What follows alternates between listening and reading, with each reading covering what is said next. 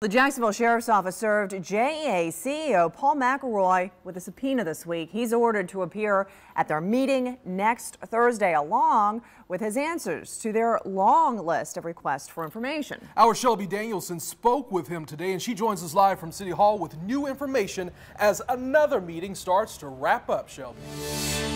That's right. You never know how long these meetings are going to go, although we know that they are frequent.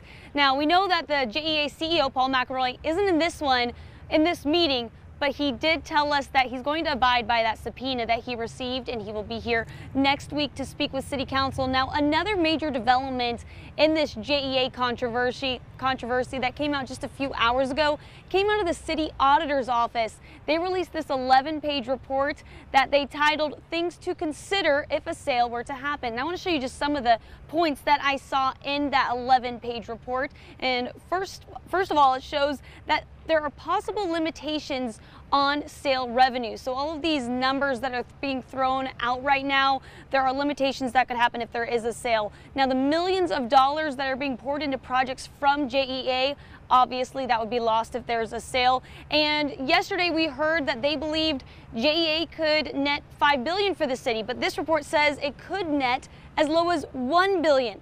And another major factor here is that money could be lost trying to just obtain a deal that could never close, and an investor-owned utility does not qualify for FEMA reimbursement. So that is very important, especially when we're talking about storms, hurricanes.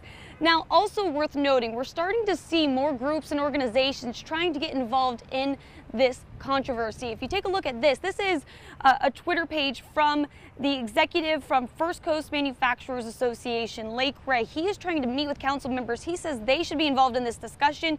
And recently he met with the mayor's chief of staff.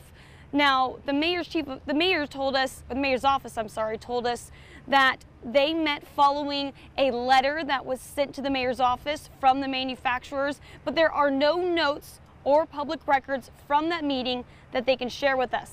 Now, JEA continues to tell us that the mayor is not pushing a sale as far as they know. The mayor is not pushing us towards any conclusion. We are working the process. I would say we've been involved in some discussions about how fast we can go in the process in getting the report, but it's always been how do we get the information out? How do we get it to the council?